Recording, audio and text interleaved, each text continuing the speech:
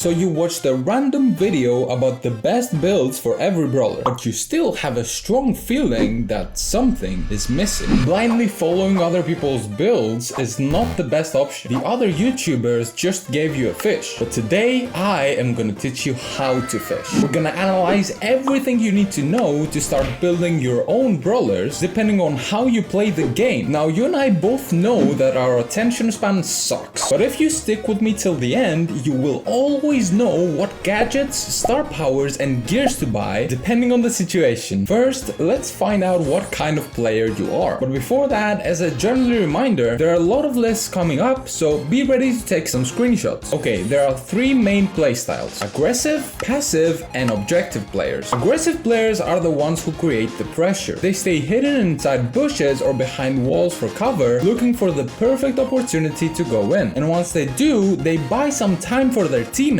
giving them some extra space to work with and maybe get them out of a sticky situation. They know that deaths don't matter as much as long as they create pressure for their team. Now, passive players usually stay back and behind walls for cover. They depend on the aggressive brawlers to help them out, so they stay near them most of the time. These types of players are really good at shutting down brawlers from a distance or control the map easier with their abilities. They also have an incredible amount of patience and they rarely die in a match. Objective players are what the name suggests. Their sole focus is completing the objective of the game mode they're playing. They don't care about the stats, they care about winning, and they show it by getting star player every time while going 0 and 5 in Brawl Ball. If you're playing 3v3s, you need to keep this in mind and have one player of every playstyle to have the best chances of winning. But before you decide what type of playstyle suits you better, you need to ask yourself these two questions. First, what category of brawlers do I usually play? And second, what maps do I enjoy the most? Let's start with the brawlers. These are all the brawler categories on your screen right now, and this is what they're used for. Take a good look and recognize the top 10 brawlers you play the most. But once you pick your category, you also need to understand what maps you like playing. These are the four main types of maps in Brawl Stars. Closed maps have a lot of bushes and walls. Bushy maps have a lot of bushes but not that many walls. Thrower maps are excellent for throwers as they don't have a lot of bushes, but they do have a lot of walls, hence the name. And open maps have little to no walls and bushes. So find the type of map that you enjoy playing the most. Once you have your two final choices, you will know what's your playstyle. These are the lists that I created for all brawler categories and maps. So take a look and find out which one of the playstyles you fall under. For the sake of this video, I'm gonna give you some examples to understand this concept better. Let's say that you enjoy playing assassins in closed maps, which I'm sure most of you are. This falls under the aggressive playstyle because you have a lot of walls and bushes to work your way through to surprise the enemy, get the kills you need, and create pressure for your team. But if your favorite category was snipers, but you still enjoyed closed maps the most, this falls under the passive category. You're not the main character in those closed maps, so you know you should play passively and try to get the enemy low from a distance for your aggressive brawlers to go in and eventually get the kills. Therefore, once you have answered those two questions, you will know your playstyle. Of course, you can have more playstyles depending on your mood, so always check out the list of playstyles to determine your position in the match. For example, if you're playing a thrower in a thrower map, you need to be the aggressive player and use those walls effectively. But if the map changes to a busher one and you still want to push your thrower, you need to play as a passive player. But now that we know all that, it's time for the juicy stuff. Let's analyze what star powers, gadgets and gears you should buy depending on what type of player you are. Starting with the most popular one, gears. First of all, let me say that if you're using a brawler that has a broken gadget, for example Gray with his walking cane one, or a gadget that can fulfill your purpose, for example when using Brock to break open the map with his rocket fuel gadget, you can always use the gadget cooldown gear if you want to use more of them during a match. Also, there are three types of epic gears. Pet gears are not worth using most of the time, except in some rare cases where you might want to play a spawnable brawler in heist to deal a lot of damage, for example Jesse. Now, supercharged gears depend on your brawler's super. If it's a strong super, it's good to use them. It's also an excellent gear for brawlers like Sprout or Bonnie because it reduces the amount of hits they need to get their super. But the reload gear is the best epic gear in my opinion. Faster reload results to more DPS in general, and it's also super for forgiving if you miss your shots. And last, mythic gears are exclusive for some brawlers, so this is a list of the best and worst ones. Now that we got that out the way, this is a list of the remaining 5 gears and in which brawlers they suit better. Now let's see how to decide what gears you should buy depending on your playstyle. For aggressive players, your best gears are the health and speed ones, since you want to go in as frequently as possible and you mostly play in maps with a lot of bushes. But if the map doesn't have a lot of bushes, a good alternative is the damage gear. You can also use the shield gear in combination with the health one with brawlers that don't have a lot of health in general but still need to play aggressively. For example, Melody. For passive players, the best gear by far is the shield one. Apart from that, you can choose the health gear if you want to play super passive, or the damage gear if you plan on pushing a bit more. As a passive player, you don't have to create pressure with your presence on the map, so speed gear is not that useful in bushier maps. But vision gear is, because it can enable you and your teammates to scout the enemy at all times. The vision gear is the most underrated one, so don't sleep on that. And as for objective players, it really depends on the game mode you're playing. If you're playing more passive game modes, you can go with more passive gears, like shield and health. But if you're playing in more aggressive ones, you can still use these two, but you can also choose between the 3 remaining ones, so speed, damage or vision, depending on the map and the brawler you're playing. Now, gadgets and star powers can synergize together, so I decided to put them under one category. First, you should know that they mostly depend on the brawler you're playing. Some brawlers have 2 relatively good gadgets or star powers, but in some other cases, they are super imbalanced because one of them is clearly better than the other one. So I made a list of all the brawlers with imbalanced gadgets and another one with imbalanced star powers. Now hear me out. It would be really complicated if I analyzed every star power and gadget for every playstyle. So I decided to make another list. I know you love them. These are the best gadgets and star powers for every freaking brawler in the game, depending on the playstyle, the map, and the mode you're playing.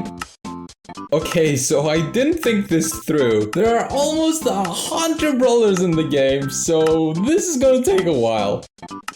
Nice, it's done! You have no idea how much time I spent on that. Look, I know this was a lot of information, but I tried to make it as simple as possible for you guys to understand. Now, if I were you, I would rewatch the video, take screenshots of all these different lists, and categorize them in a folder so that I know what to choose next time I want to buy something new. If you do that, you won't have to watch another best builds video again, I promise you. Now, if you got value out of this video, consider liking it and subscribing. It really helps me a lot and it's free for you too. So it's a win-win. But if you have the right builds but you're still losing all the time, you should watch this video and hopefully I'll see you there.